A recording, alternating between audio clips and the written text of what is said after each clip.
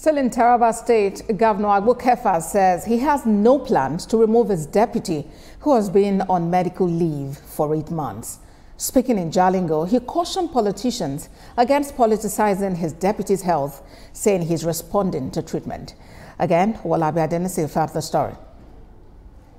Leaders and journalists were among those who attended the gathering called by Governor Kefas. The aim of the meeting is to clarify issues surrounding the deputy governor's health conditions and prolonged absence from office due to medical reasons.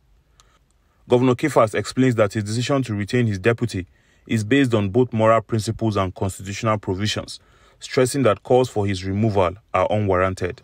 Even in politics, our deputy governor, His Excellency, fell ill serving Taraba State faithfully on official duty.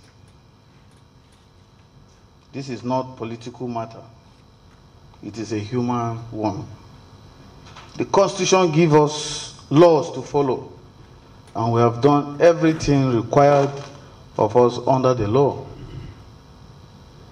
But laws alone are not enough. Morality and conscience must also guide our decisions. Whether you are a Christian, Muslim, or of another faith, one truth binds us all, that God calls us to care for one another. The governor also reaffirms his commitment to the state's development and attracting investors to Taraba. The Attorney General of the state explains the legal position on the removal of a deputy governor. Confirm that he is incapacitated and cannot carry the functions of his office. That is the first step. Once you do that, you can now come to the State Executive Council for the setting up of a medical panel. These are procedures that have not been followed. If you want to remove a deputy governor, you must follow the provisions of the Constitution. There's no sentiment, there's no emotions, there's no politics. It is about Taraba State, it is about our future, it is about the Constitution we're talking about. Other speakers at the event shared their views. It's the good people keep to the law. The best people do better than the provisions of the law.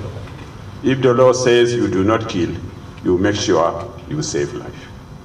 So this is a deputy governor that is a colleague to the governor. It's not just an office. With this submission, it is clear that Governor Kefas has no plans to replace the ailing deputy governor, and that position has been reinforced by the recent redeployment of the deputy chief of staff to the governor as administrative officer to the deputy governor's office.